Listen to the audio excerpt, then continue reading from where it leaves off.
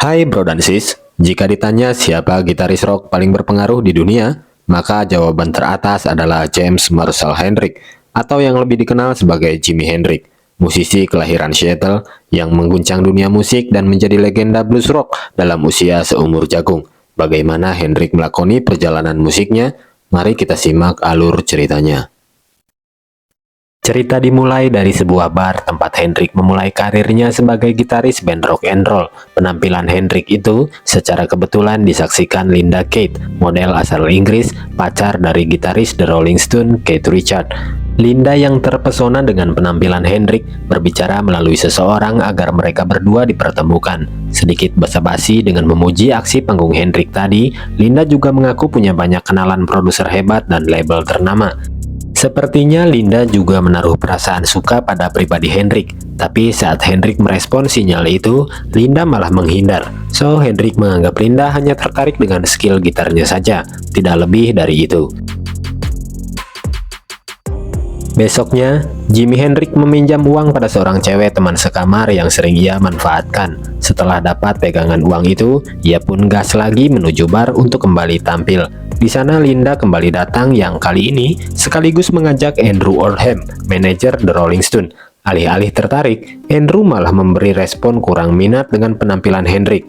Karena menurutnya, gitaris macam Hendrix ini sangat terlihat egois dan ingin menonjol sendiri di antara teman bandnya yang lain. Meskipun Linda telah berusaha meyakinkan Andrew, si manajer itu tetap menolak dan pergi begitu saja. Alhasil, selesai Hendrix manggung, Linda pun menasehati Hendrix agar bermain dengan porsi yang wajar, sesuai saran Andrew. Linda juga mengingatkan Hendrix agar sesekali berinteraksi dengan penontonnya.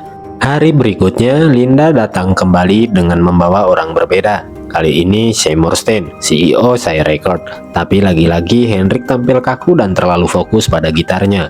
Hendrix mengaku sudah berusaha, tapi ia merasa kesulitan keluar dari kebiasaannya itu. Di sisi lain, terlihat Keith Richards, gitaris Stones yang telah mendengar kedekatan Hendrix dan pacarnya yang membuat ia merasa kesal. Balik lagi pada Linda, saat ia keluar bar, ia berpapasan dengan Brian Case, basis The Animals. Keduanya pun lanjut makan malam berdua untuk berbicara soal Hendrix. Di sini Linda banyak mendapat saran dari Brian. Besoknya, hasil obrolan itu Linda sampaikan langsung pada Hendrix. Linda menyarankan agar Hendrix tidak hanya memainkan gitar, tapi sekaligus mengisi vokal. Dan tibalah malam hari, Linda bersama Brian menonton show Hendrix dengan band barunya yang bernama Jimmy James and the Blues Flames.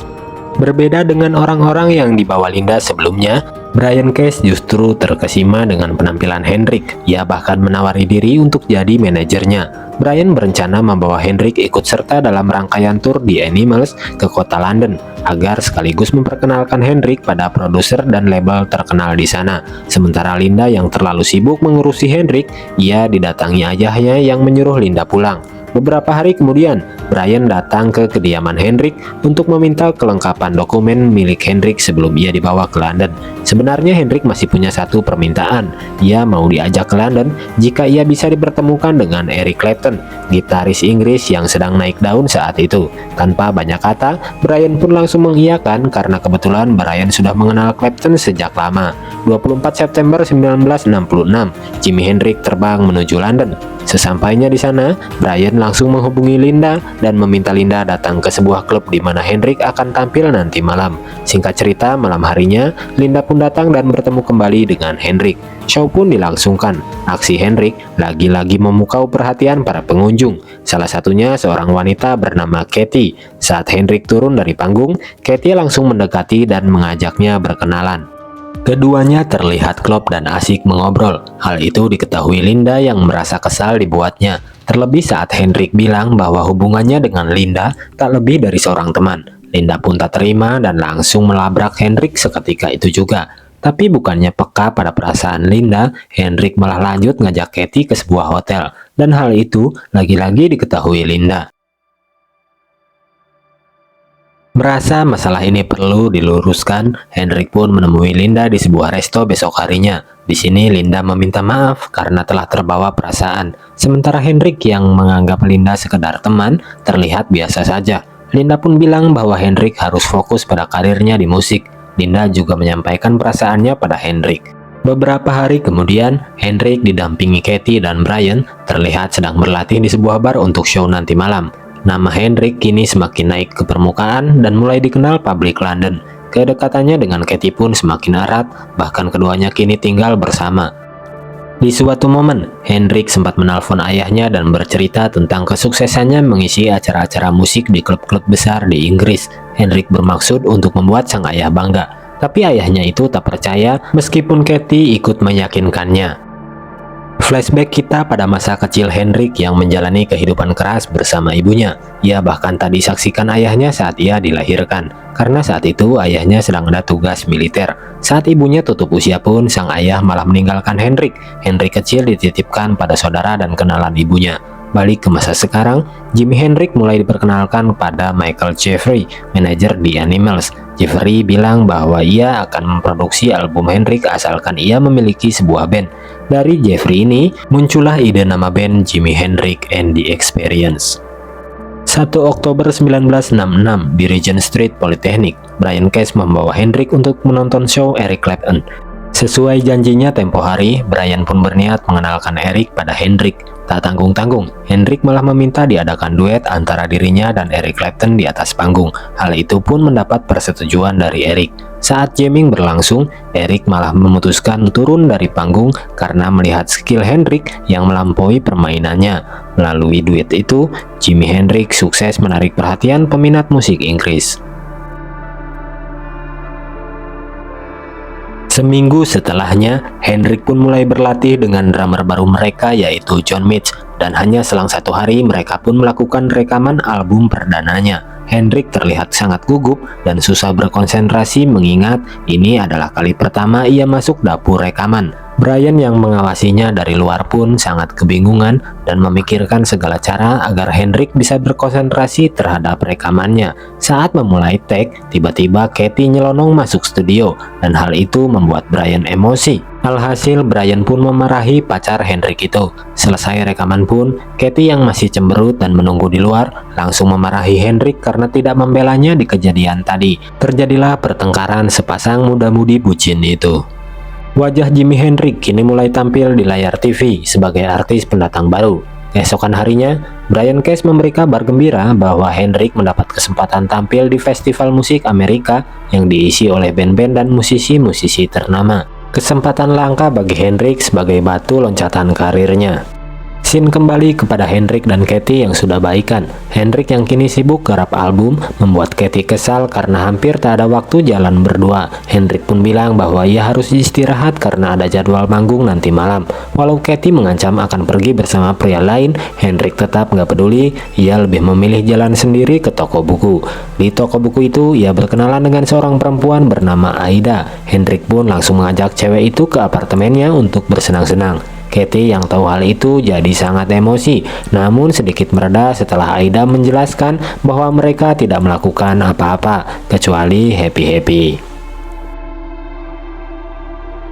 Beberapa hari kemudian, Brian datang menemui Hendrix dan melaporkan bahwa lagu-lagu milik Hendrix tak satu pun masuk top 100 tangga lagu terfavorit di Inggris. Ia harus bersabar sampai momen festival itu tiba. Besok harinya, Hendrix kembali bertemu Aida. Ia pun diajak mampir ke rumah seorang aktivis kulit hitam bernama Michael X. Di sana mereka berdiskusi seputar musik, sosial, dan politik. Terinspirasi obrolan itulah lirik-lirik lagu Jimi Hendrix selanjutnya tercipta. 29 Mei 1967, Hendrix kembali tampil di sebuah klub. Di sanalah kebiasaan lama Jimi Hendrix kembali muncul. Ia terlalu asik dengan gitarnya dan terkesan melupakan para penonton di depannya. Kali ini aksi Hendrix itu mengundang protes keras dari penggemar, bahkan sampai ditulis di beberapa surat kabar. Jimi Hendrix dicitrakan sebagai musisi selfish dan tak disukai budaya penonton musik Inggris. Para personil bandnya pun menyarankan agar Hendrix merubah kebiasaan jeleknya itu. Namun Hendrix yang arogan tetap tak mau disalahkan. Hari berikutnya saat Hendrix nongkrong di sebuah klub, ia tak sengaja memergoki Katie sedang bersama pria lain. Hendrix pun datang dan mengajak Katie duduk. Namun Katie memilih untuk pergi dan menelpon seseorang. Hendrix yang mendengar kemesraan Katie di telepon seketika langsung patah arang dan melepaskan amarahnya pada Katie. Beruntung momen itu sempat dipisahkan oleh pihak keamanan klub. Katy pun diantar Aida menuju apartemennya. Ternyata Hendrik sudah sampai duluan di sana dan langsung menghampiri Katy dengan tujuan meminta maaf. Hendrik juga membawa secari kertas berisi lirik lagu yang ia tulis tentang Katy. Namun Katy yang masih marah memilih pergi meninggalkan Hendrik menuju kediaman Aida. Kepada Aida, Katy bilang bahwa Hendrik tak pernah mencintainya. Ia terlalu sibuk dengan dirinya sendiri. 4 Juni 1967, Brian mengadakan launching album Jimi Hendrix and the Experience. Acara itu dihadiri musisi top seperti dua personil The Beatles, George Harrison dan Paul McCartney. Saat itu, Hendrix yang terlambat datang langsung bergabung dengan bandnya untuk naik ke atas panggung. Konser pun dimulai. Penampilan Jimmy berhasil membuat kagum ratusan penonton yang hadir. Teknik bermain gitarnya yang anti-mainstream seolah jadi signatur baru di era itu. Dari konser ini, nama Jimi Hendrix mulai disejajarkan dengan musisi kelas wahid di seluruh Inggris.